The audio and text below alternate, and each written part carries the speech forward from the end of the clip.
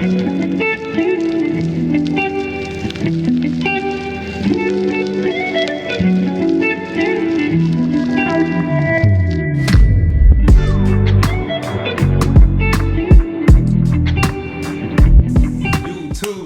it do, ski? We are back for another part 2. Okay, and this is we're basically talking about how Watchtower still continues to control people's lives even after leaving. It's literally Watchtower is the prison, and they let you out, not technically free. You on probation because they still got control over you. Yeah, a lot of people will describe it as the cage that continues to follow you. Yeah. So we'll get right into it, I guess. Now, we touched on this at the end of our last video as a teaser. Yeah. And this is fear-based decision making. Yeah. Yep. So in Watchtower, people who had their autonomy restricted often operate from fear, not desire. Oh. But they convince you it's not fear. Fear Jehovah. Let me tell you about all the violent stuff he's done in history to people who don't do what he says. But it's not fear, it's out of love. Yes. We do it because we love Jehovah. Yes, and they make you feel guilty for everything and anything. Yeah. You fear a lot of things like fear of consequences. What's going to happen if I do this? Yeah. What are they going to say? You are worried about the consequences of things, even if it's something you want to do. And then you have the fear of disappointing others. Yeah. If you come from the elder dad, pioneer mom, or the elder granddad, you know how serious it is. Especially if you get in trouble, first thing you think of, oh man, my family. Yeah. When they read my name on stage, my family is going to be so upset. Yep. They're not going to talk to me. You are in so much fear of disappointing other people, even if it's something that you want to do. Yes, and you know what's crazy is that the members have learned to guilt trip. They will guilt trip their members that are not in anymore, like their family members that are not in. I remember remember when my dad died and Mama had called me and she was like, yes, it's the end of the times, Papa wants everybody to just come back to Jehovah so that we can all be together again. But it's that guilt tripping. Like, this was not the time to do that. But they will use those vulnerable. And let me be clear, like, my grandma she's a very good intentioned woman, right? So she did it out of good intentions. But it was a perfect vulnerable time to try to insert Jehovah back in there. You know what I'm saying? Yeah, it's a way to fish you back in because that's what they've been taught. Yeah. Then another fear is the fear of being judged. Yeah. The amount of people, we talked about this a million times, before they changed the beard rule, people would grow their beard out in between meetings as an excuse. Oh, I've just been busy working, or go on vacation and let it grow. Yep. You obviously like having a beard, but you are worried about being judged, so you cut it off before you go to the hall. And now that they let everybody do it, that quick, everybody got it. Yeah. Y'all was afraid of being judged the whole time. But the real reason that they're afraid of being judged is because of the next point. It's the fear of rejection and abandonment. Jehovah's Witnesses have a very particular rule of disfellowshipping, right? Whenever you do something wrong or you're not labeled anymore as a good association. So that fear of abandonment really holds deep for most of Jehovah's Witness members. True, and the abandonment has levels to it. Like you said, bad association. People are worried that if I'm not commenting enough, going out in service enough, doing enough around the hall, they're going to look at me as, he comes to the hall, but maybe we shouldn't invite him to gatherings. Or maybe when y'all get together after the meeting and go out for wings, maybe we shouldn't invite this brother. Or you get seen talking to this person too much. Hey, you need to be careful around brother or sister so-and-so. Yes. The judgment and the abandonment of being a part of something but still excluded. And that's not even counting being disfellowshipped. Yeah, and you know what this just made me think of is I think the reason why the fear of abandonment is so strong too is just like we talked about in our last video, is that they create this emotional dependency inside of you. Like they mentally create that within you. So if you are emotionally dependent on your support system or on the organization, then you don't even feel like you can survive without them. No, and that's the plan. That's the plan. Yep, you can't have independent people. Yeah. And the last part is the fear of being wrong. Think about when you would give a talk and you had a point of counsel to work on. They didn't pull you to the side after the meeting and say, good job, bad job. It was there as soon as you walked off the stage. All right, brother, your point of counsel was eye contact. You did this, and that. make sure next time, you know, we look up a little more. I remember our brother did a talk. He was drunk, of course. But, yeah. Of course. Yeah, he was drunk. This brother was an alcoholic. And this time he came up and gave a number 3 and was like shaking and not looking up the whole time. Me and my boy Crazy Mark was rolling. But the brother, the elder gets up and says, yeah, brother, you a little shaky up there. In front of everybody. But that's the culture of Jehovah's Witnesses. Who is going to correct this elder for saying this? Yeah. Yeah. Yeah, I remember whenever oh my gosh, you just made me think of something. But whenever this one elder had allowed me to do like the comments at the convention, like we had to go up there to do the comments and everything. So it was like a big deal, right? So I was a part of that. And I remember one of the sisters had gotten critiqued on her skirt in front of all of us at the practice. And we were like, I was like, okay, I need to make sure my skirt is nice and long because I'm not trying to have nobody come for me during the practice of this thing. Like, that's embarrassing. Yeah, and look how that made you feel even on your free time of finding the skirt. Oh, I don't want to be wrong wearing this. Yes. Yeah. You get that secondhand embarrassment. And then, like, especially for the curvy sisters, which I used to be more curvy then, you know what I mean? And I was so afraid of having, like, a skirt that was too tight or, you know, even skirts that were not that tight. If they were on me, it looked really tight. And they had a thing about curvy women, even though that's how they built. That's just how you build. Yeah, that's you. Like, sorry for the brief interruption, but we had to make sure you caught this deal if you haven't got it already. What we got to offer, babe? We have our healing journals. We have the normal edition as well as the Pimo edition, you know, just in case. And this is just packed with so many benefits. If you want to heal your relationship with others, heal the relationship you have with yourself, figure out your finances, find your purpose, become limitless, this is literally the journal to get. And just how they use publications to bring us into a cult, they didn't give us anything to prepare us for leaving. So this is where we come in. It's a great deal. It's full of benefits. It'll help you find your higher self. And why not get it? Why not help yourself? Why not be able to help others with something so simple? Now back to our video. So a lot of these internalized fears that you end up having, it literally sets you into this trap of living your life small. Everything has to be small. All of your limits, your mental limits, everything needs to be small. And that's just having a limited sense of possibility. You don't feel like you're a limitless person. You don't feel like you can have a limitless life. So it endangers your destiny. You know, your destiny, what you see for your future is, okay, eventually I'm going to make it to the new system. And that's your biggest big, is making it to the new system. You don't even take into account that you can create a beautiful life right now. Just like, it doesn't count. It doesn't You get count. a new one later. Yes. Yep. So it can lead you to staying in jobs that are not beneficial for you, ones that are small instead of choosing a bold career.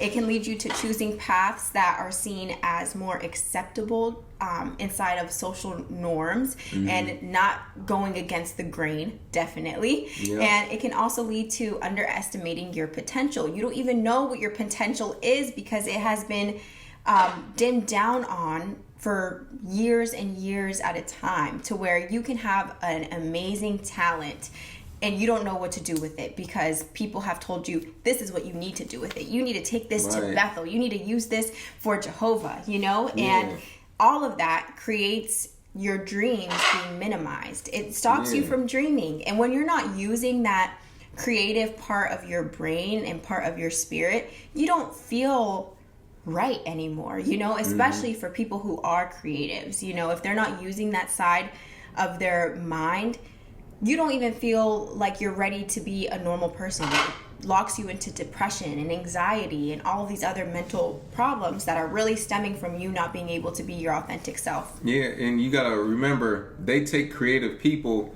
and like they say, if you don't use it, you lose it. Yeah. They strip your creativity away, and you don't notice until you leave Jehovah's Witnesses and look back at certain people. Yeah. And I think of like all the witnesses I know that are good at music. They can rap, they can sing, they can make beats.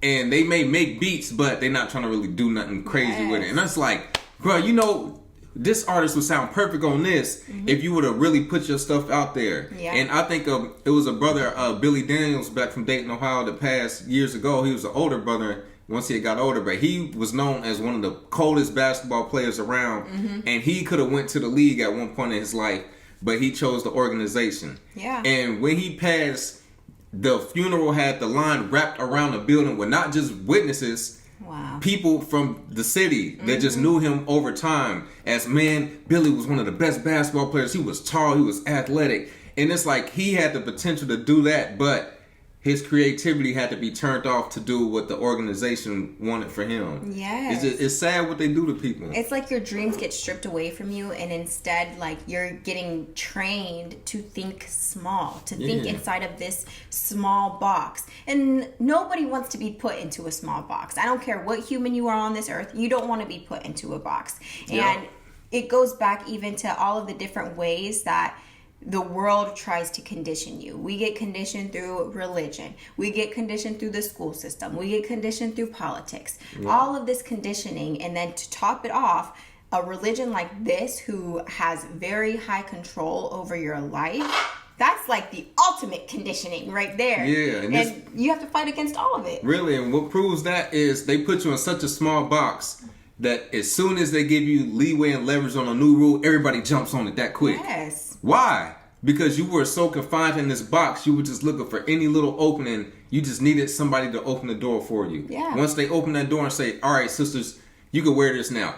Next meeting, everybody on it. Brothers, you can grow your hair out now. Let's do it. Yeah. You can go to college. Oh, I'm signing up. You were put in a box. And it's the same reason why there's a lot of people who will leave Jehovah's Witnesses. And these are the people that Jehovah's Witnesses love to use as examples on their life went to crap, they went crazy, all of this stuff, right? But it's because now they are finally able to experience life in their 30s, 40s, 50s, you know, and they're making mistakes that other people have made in their teens and 20s. So it looks crazy to an outsider, but to them, mentally, they feel like they are catching up, you know? So yeah, they're at all the clubs. They might be doing drugs. Who knows? You know what I mean? Like they might be drinking like crazy. It looks like their life is a mess on the outside, but they're just trying to find themselves. Right, at a late age, like you said. This brings us to our last point on this video, and this is internalized control. You become your own captor. Ooh, so even after leaving a group like this, a high control group, the mind keeps repeating old patterns. Oh, yeah. Yeah, so what's a few ways? So one thing could be guilt for setting boundaries. You were not allowed to set your own boundaries in the organization. They had to set boundaries for you on what you were allowed to do. You couldn't say for yourself, you know what? I'm tired. I'm not going to go to the meeting. It would have to be a snowstorm or something for them to say, brothers and sisters in the service group, due to the weather, we're going to make sure everyone is safe and everyone just stays home. Okay. How do we feel in those moments? Jeez, I'm glad. My God. I get to get some rest. Yes. But I'm going to make sure I still read my Watchtower, though. We used to feel so happy in those moments. It felt like a school day, a snow school day. Like, yay, we get to be home. The electric isn't working at the Kingdom Hall. Yay! Yeah, it's one thing that I can even think of is putting yourself first. You feel guilty of that because you had to socialize with everybody. If there was a gathering, you were supposed to go support. So even after leaving Jehovah's Witnesses, it may be something that you don't feel like doing, but you are conditioned to please other people still. So I'll be there. I'll go. You may not want to do it, and it's okay to say, you know what, I'm tired today. I don't feel like doing that. And most people go, all right, cool. Yes, that's understand. it. They're not about to spread rumors around the congregation and be like, this person, they must have been doing something bad because they didn't come to my graduation party. Yeah, so things like that. Another thing is policing your own thoughts. You are constantly told what to even think. You couldn't think of your creativity or a certain music. Man, I really like so-and-so's music and they got an album coming out Friday. But, man, am I putting Jehovah first? Remember all those videos? Gosh, am I putting Jehovah first? By wanting to listen to this music? What does the scripture say? Like, you are policing your own freedom of thoughts. So where you can't even express yourself. And that's actually something that you learn within meditation and consciousness is not policing your thoughts. You know, I was just having this conversation with somebody at work where she was like, every time that I try to meditate, it doesn't work. It's like the voices are annoying me, the words are annoying me, the music is annoying me. And I told her, I said, that's not what meditation is. It's not silence. It's not silencing your mind. It's being able to have the ability to watch and observe your thoughts. That's the point of meditation. Just like two brains in here. Yes, it's not making your mind quiet. Eventually it can get there to the point where your mind just is quiet, you know? But the point of meditation is to just observe yourself. Yes. Observe the thoughts that are coming and going, and don't get too caught up and held up on one of them. Right, because you are not your thoughts. What is that? Don't believe everything you think. Yeah, that book, that's such a good book. I gave my witness aunt this book, and she loves it, and it's doing more wonders than the Watchtower actually did for her. Yeah. But yeah, like you said, we are not our thoughts. So when thoughts come, you believe that's you. But once you are conscious of thoughts, you go, I'm going to observe what these thoughts are. Yeah. Now it's literally like two individuals, you know? Then it becomes kind of funny because you're like, okay, what thought? For real. So moving on to another one is shaming yourself for wanting something different. Ooh, think about when people graduate high school as Jehovah's Witnesses. Oh, I'm going to pioneer. I'm going to go to Bethel. What about you? And you want to go to college. Now you can do that, but the whole time you're like, man, I'm not really interested in none of that. Like, I want to become a doctor. Yeah. You want to do? You know how many years that takes? How much money it is? What about Jehovah? We're not gonna need doctors in paradise, right? We're not gonna be sick. Oh yeah. Well, maybe I'll go to Bethel. You don't want to do that. You don't want to go to Bethel. You wanted to do this. Yeah. But you're not allowed to do things like that. Even in your comments, your comment could not be too far left. It had to go with the flow of the organization. Or anytime somebody did say a sideways comment, they got talked about after the meeting. And everybody was looking at each other like, oh, they broke the script. Yup, and even the brother wouldn't even acknowledge you saying something too left. Would be like, thank you for your comment, or sister so-and-so. Like they would ignore you that way. Another thing is feeling wrong for having personal goals. You have to have goals that align with what they say is okay. Yes, and everything, the center point of it all really has to be the organization whenever you're a Jehovah's Witness. So even personal, that's why to me, like this, just leaving Jehovah's Witnesses, it just felt like a life hack. Like that's what we were originally going to title this video. It's like leaving Jehovah's Witnesses feels like a life hack. But then it just kept getting deeper and deeper, like the rabbit hole of what it really did for our lives, I think. But we're allowed to set whatever personal goals that we want. And that can come to finances, career, life. Like, it doesn't have to all be centered around Jehovah. Right. And so on our next video, we'll talk about, it'll be a few topics, but to kick that one off will be difficulty forming healthy relationships. That's a really good one. That's something that's very relatable because a lot of people are like, well, where do I go from here? Yeah. What do I do? Yeah. So let us know what y'all thought in the comments. Hit us on our Instagram at Awaken Truths IG. Our TikTok is at Awaken Truths LLC. Catch us in our next video. This will be part 3 and the final part. And don't forget to like, comment, and subscribe. Peace.